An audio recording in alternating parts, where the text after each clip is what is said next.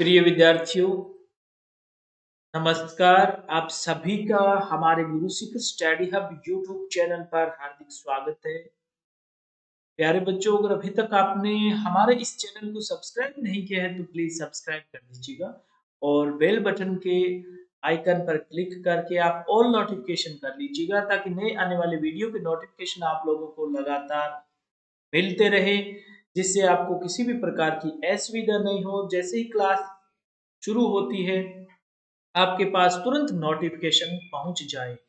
जी हाँ, भूगोल विषय के बहुत ही महत्वपूर्ण 20 क्वेश्चन लेके मैं आप लोगों के सामने आज हाजिर हुआ हूँ। 20 ऐसे क्वेश्चन लेके आया हूँ जो बहुत बार एग्जाम में आ जाते हैं और ये इन क्वेश्चनों का नॉलेज हमें होना बहुत जरूरी है। और ये 12वीं तक की जो ज्योग्राफी है उसमें भी आपको आसानी से मिल जाएंगे। मतलब आपने 12वीं तक अगर भूगोल पढ़ी है ना तो आप इन सवालों के जवाब दे सकते हैं। वैसे भी ये क्वेश्चन राजस्थान पटवार एग्जाम और भी जो प्रतियोगी परीक्षा है उनके लिए भी बहुत ही महत्वपूर्ण है। तो आज के इस टेस्ट के बारे में मैं आपको सभी को बता देता हूँ। आज के टेस्ट के जो नियम जो है आप लोगों को लाइव में जवाब देते वक्त ध्यान रखना है। 1 B 2 A जिस तरीके से आप लिखते हैं ना ABCD, यानी एक नंबर में ए सही बी सही जो भी है वो आपको इसी फॉर्मेट में लिख के भेजना है। एक तो ये चीज ध्यान रखोगे। दूसरा, आपको 30 सेकंड में जवाब देना है, ज्यादा टाइम नहीं लेना है क्योंकि 15 मिनट का टेस्ट है। मात्र 15 मिनट में ये टेस्ट कंप्लीट हो जाएगा। तो बहुत ही फास्ट टेस्ट करवाया जाएगा। और एक बात और, अगर आपका जो आप ये जो टेस्ट दे रहे हो इस टेस्ट में आपका मैं किसी का भी नाम नहीं लूंगा, किसने सही किया किसने गलत किया आप लोग खुद मिलान करना। मैं आप लोगों को जैसे ही 30 सेकंड कंप्लीट हो जाते हैं राइट का चिन्ह यानी कि जो सही होगा वो बता दूंगा कि ये आंसर सही है। जिसने भी सही किया वो बहुत बहुत धन्यवाद का पात्र होगा और जिसने नहीं किया वो समझ जाना अगले क्वेश्चन में सही करना है। साथ ही इस टेस्ट की आंसर की आपको टेस्ट कंप्लीट होने के बाद दिखाई देगी। तो फटाफट टेस्ट के लिए चलते हैं फिर आज के इस टेस्ट की ओर। तो चलिए शुरुआत करते हैं आज के पहले टेस्ट की ओर। जी हाँ, पहला टेस्ट का इस टेस्ट का पहला क्वेश्चन आप लोगों की स्क्रीन पर आ चुका है और क्वेश्चन है, भारत के उत्तरी विशाल मैदानों में किस प्रकार की मिट्टी पाई जाती है? लाल मिट्टी, जलोढ़ मिट्टी, लेटराइट मिट्टी, काली मिट्टी। जो भी मिट्टी पाई जाती है आप जल्दी से फटाफट, वेरी गुड, आप लोग बहुत ही फास्ट जवाब दे रहे हैं। मैं किसी भी विद्यार्थी का आज नाम नहीं लूंगा क्योंकि नाम लेते हैं बातचीत लग जाते हैं और गुड इवनिंग कहते हैं, सभी से नमस्कार करते हैं तो थोड़ा सा टाइम लग जाता है। तो आप सभी से गुजारिश रहेगी कि इस टेस्ट में आप लोगों के साथ ये फॉर्मेलिटी नहीं कर पाऊंगा, तो आप फटाफट जवाब दीजिएगा। जी हाँ, वेरी गुड आंसर। लगातार आप लोगों की स्क्रीन पे सही जवाब आ रहे हैं, गलत जवाब भी आ रहे हैं, लेकिन सही जो जवाब है इसका वो मैं आपको बता देता हूं। जी हाँ, उत्तरी विशाल मैदान जो है उसमें सबसे ज्यादा अगर कोई मिट्टी पाई जाती है वो जलोढ़ मिट्टी। इस प्रकार की मिट्टी पाई जाती है, जलोढ़ मिट्टी पाई जाती है। चलिए अगला क्वेश्चन देख लेते हैं। 2 नंबर क्वेश्चन आप लोगों की स्क्रीन पर आ चुका है। पीर पंजाल श्रेणी कहाँ स्थित है? हिमाचल प्रदेश में, उत्तराखंड में, जम्मू कश्मीर में, अरुणाचल प्रदेश में।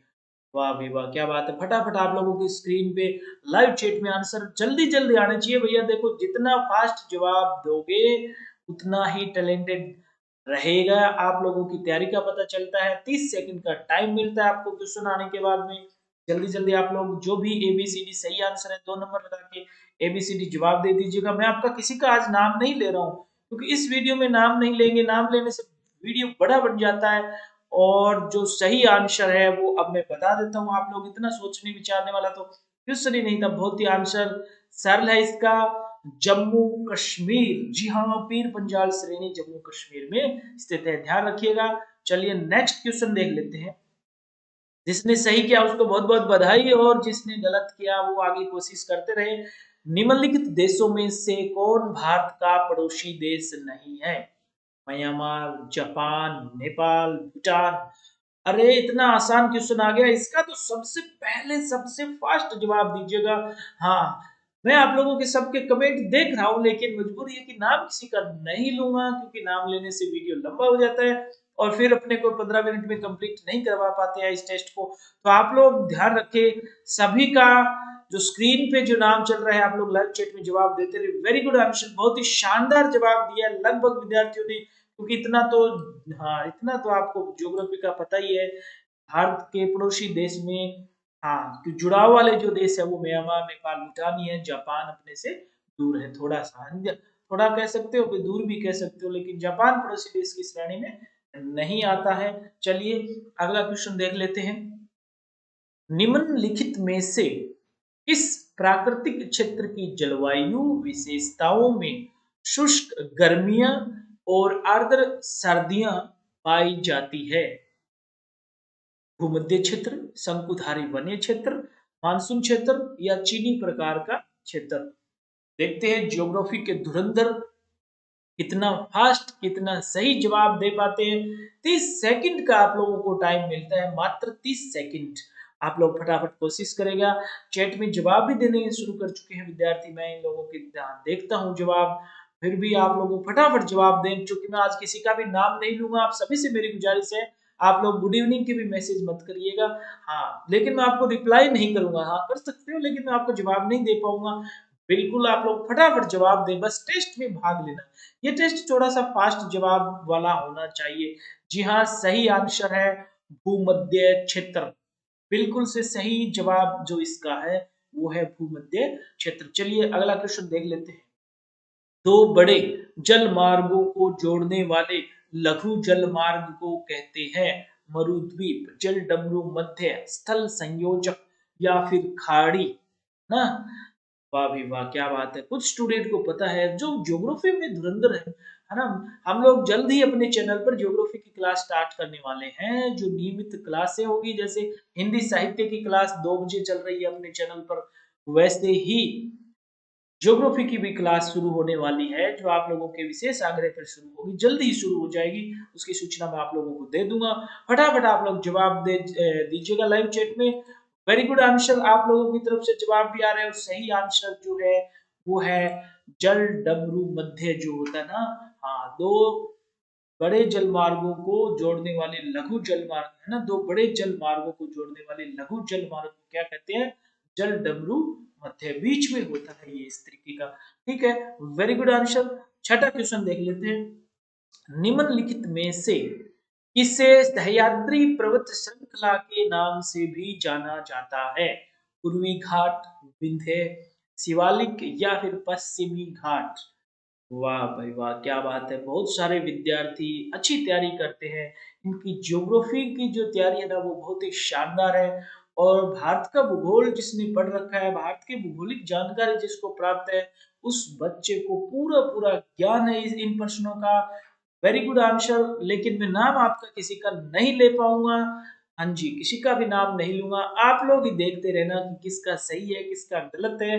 और जब टेस्ट कंप्लीट हो जाए तो लास्ट में आप लोग बताएं भी जरूर कि मेरे इतने क्वेश्चन सही हुए। जी हाँ, पश्चिमी घाट जो है उसे सह्याद्री पर्वत श्रृंखला के नाम से भी जाना जाता है। चलिए अगला क्वेश्चन देख लेते हैं। प्रतिध्रुव एंटीपोड्स क्या होते हैं? वे स्थान जो व्यावसायिक रूप से पृथ्वी की सतह की विपरीत दिशा में होते हैं। स्थल रुद्ध स्थान या फिर पृथ्वी के वे स्थान जहां एक समान वर्षा होती है, या फिर पृथ्वी के वे स्थान जहां एक समान सूर्य की किरणें पड़ती है। एंटीपोड क्या होते हैं ये पूछा गया है। ज्योग्राफी भूगोल से जो बच्चे तैयारी करते हैं, जिनको भूगोल जिनका फेवरेट सब्जेक्ट है ना, उनको कम से कम इन चीजों का पता होना चाहिए। बहुत ही आसान से क्वेश्चन है, सिर्फ समझ में आने वाली बात है। वेरी गुड, आप लोग जवाब देते रहे। मैं आपके एक एक कमेंट को ध्यान पूर्वक पढ़ता हूँ, सिर्फ रिप्लाई नहीं कर रहा हूँ। क्यों नहीं कर रहा हूँ? क्योंकि टाइम बहुत लग जाता है, फिर हम कमेंट में खो जाते हैं, बातें हो जाती है इसलिए। तो चलिए फिर सही आंसर जो है वो मैं दे देता हूँ। जी हाँ, ए आंसर इसका सही है। वे स्थान जो व्यवसायिक रूप से पृथ्वी की सतह की विपरीत दिशा में होते हैं, यानी जो एंटीपोड जो होते हैं ना, विपरीत दिशा वाले कहलाते हैं। बस इतना ध्यान रखना, एंटीपोड एंटी शब्द आते ही समझ जाओ। चलिए आठवां क्वेश्चन देख लेते हैं। आसान सा क्वेश्चन है। बहुत बार ज्योग्राफी के जो एग्जाम जब होते हैं ना, ज्योग्राफी का जब टॉपिक आता है तो ये क्वेश्चन बार बार एग्जाम में आते रहते हैं। ग्रेट बैरियर रीफ क्या है?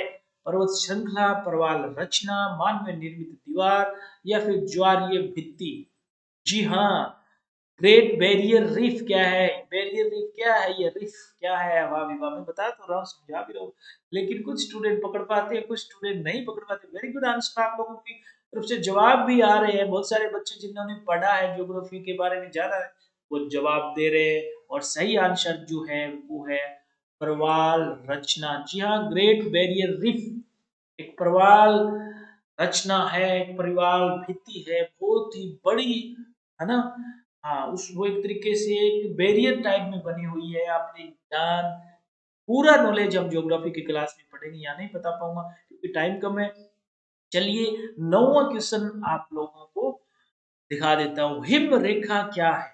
हिम रेखा किसे कहते हैं? बहुत बार प्रश्न आता है, ये हिम रेखा क्या होती है भाई?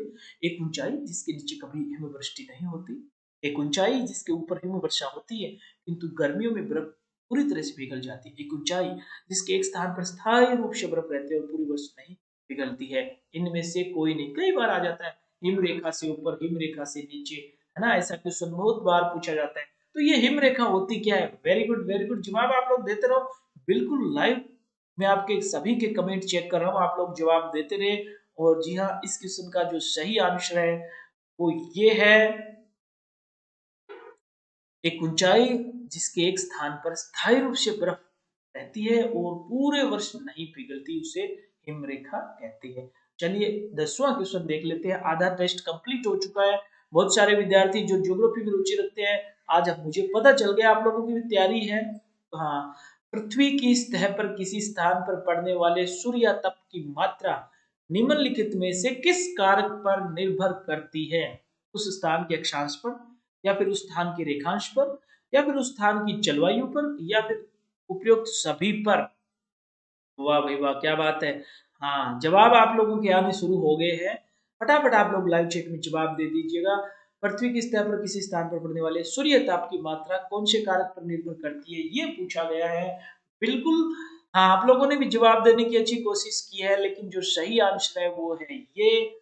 और जिसने सही बताया उसको बहुत बहुत धन्यवाद। बाकी आप प्रैक्टिस करते रहिए क्योंकि बहुत महत्वपूर्ण क्वेश्चन है। मैं आपको कई बार बोलता भी हूँ कि सभी उपयुक्त सभी सभी चीजें सही नहीं होता है, ध्यान रखना। तो 11वां क्वेश्चन आप लोगों की स्क्रीन के सामने आ चुका है। मेरे हिसाब से इस क्वेश्चन के बारे में आप लोग जानते भी हो, पढ़ा भी होगा आप लोगों ने। निम्नलिखित में से किस महासागर में सर्वाधिक सक्रिय ज्वालामुखी है? ऐसा कौन सा महासागर है जिसमें सबसे ज्यादा एक्टिव जो वोल्केनो जो है, ज्वालामुखी जो है ना, वो है सक्रिय ज्वालामुखी? प्रशांत महासागर, अटलांटिक महासागर, हिंद महासागर, या फिर आर्कटिक महासागर? वेरी गुड जवाब। हाँ, जिसने पढ़ा है ना वो जानते हैं। और सही आंसर जो है 11वें क्वेश्चन का, वो आप लोगों की स्क्रीन पर आ चुका है। प्रशांत महासागर में सर्वाधिक ज्वालामुखी सक्रिय ज्वालामुखी पाए जाते हैं। चलिए, 12वां क्वेश्चन देख लेते हैं। कटरीना नाम दिया है, कटरीना उपग्रह को, प्रभंजन को, उष्मा तरंग को, या फिर तारे को? बताइए भाई, कटरीना नाम किसको? अरे वो कटरीना नहीं है जो आप सोच रहे हो, ये कटरीना नाम दिया गया किसी को, है ना। इनमें से ऑप्शन सही जवाब, वेरी गुड जवाब आप लोग दे रहे हो, लेकिन सही जवाब आना चाहिए। बहुत सारे विद्यार्थियों को ये नहीं पता है, तो आज पता चल जाएगा कि हाँ, वैज्ञानिकों ने कटरीना नाम जो दिया है वो दिया है प्रभंजन को। प्रभंजन क्या होती है? जिसको हम हरिकेन बोलते हैं ना, हरिकेन। हाँ, बहुत ही प्रचंड वायु तेज जो हवाएं जो होती है, हरिकेन, जो एक प्रभंजन। हाँ, समझ गए कुछ विद्यार्थी जो ज्योग्राफी की, क्योंकि ये हिंदी के शब्द है इसलिए जल्दी से समझ में नहीं आते। तो ज्योग्राफी की तैयारी करने वाले साथ साथ में वो भी ध्यान दें कि इंग्लिश का नॉलेज भी हमें, इन शब्दों का इंग्लिश का ज्ञान भी हमें होना बहुत जरूरी है। चलिए, अगला क्वेश्चन देख लेते हैं। निम्नलिखित में से किस रेखांश के बीच व्यापारिक पवने, यानी जिनको ट्रेड वाइंड्स बोलते हैं ना, व्यापारिक पवने विश्वत की ओर बहती है? व्यापारिक पवनों का बहने का जो अक्षांशीय दिशा वो पूछा गया है। बहुत सारे विद्यार्थी इस क्वेश्चन को जानते हैं और ज्योग्राफी की तैयारी वाले तो जानते ही है, क्योंकि बहुत ही आसान सवाल है ये। और सवाल उनके लिए आसान है जो ज्योग्राफी की तैयारी करते हैं, बाकी के लिए तो आप समझते ही हो। बिल्कुल आप लोग फटाफट कमेंट में जवाब दे दीजिएगा और मैं आपको सही आंसर बता देता हूँ। वाह भाई वाह, क्या बात है, जवाब आपके भी आ रहे हैं और सही आंसर जो है वो है 30 डिग्री उत्तर और 30 डिग्री दक्षिणी। हाँ, ये जो अक्षांश होते हैं इनमें व्यापारिक पवनें बहती है, ट्रेड वाइंड्स। चलिए, वेरी गुड, आप लोगों के लगातार जवाब आ रहे हैं, बहुत ही शानदार तरीके से आपकी तैयारी लग रही है। 14वां क्वेश्चन देख लेते हैं फिर। दिन और रात की अवधि की भिन्नताओं का प्रमुख कारण है, यानी दिन रात की अवधि का अंतर हो जाता है। कारण क्या होता है इसका? पृथ्वी का अपने कक्ष पर घूमना, पृथ्वी का सूर्य की परिक्रमा करना, या फिर इसका 66.5 डिग्री के कोण पर झुका होना। वाह भी वाह, इस क्वेश्चन को बहुत जल्दी पकड़ा है आप लोगों ने, क्योंकि आप लोगों को ऐसा लग गया इस क्वेश्चन का आंसर जो है। वेरी गुड आंसर, आप लोग फटाफट जवाब दे। सभी विद्यार्थी सबसे तेज, सबसे फास्ट और सबसे सही जवाब देने की कोशिश करें। आज के टेस्ट का जो सही आंसर जो है इस क्वेश्चन का, वो बिल्कुल आप इसमें तो सही हो जाता है। बहुत बार ऐसे क्वेश्चन आते हैं और उनमें ये क्वेश्चन आंसर सही भी होता है। वेरी गुड, वेरी गुड, आप लोग जवाब देते रहे। आज नाम नहीं ले रहा हूँ, आप लोगों को भी ऐसा लग रहा है कि सर आप किसी का नाम नहीं लेते हो, तो नाम नहीं ले पाऊंगा। फटाफट टेस्ट चल रहा है। चलिए, 15वां क्वेश्चन आ गया स्क्रीन पर। हिमालय क्या है? जानते हैं, मुझे पता है हिमालय सभी को पता है, लेकिन इनमें से आपको बताना है, तब समझ में आता है।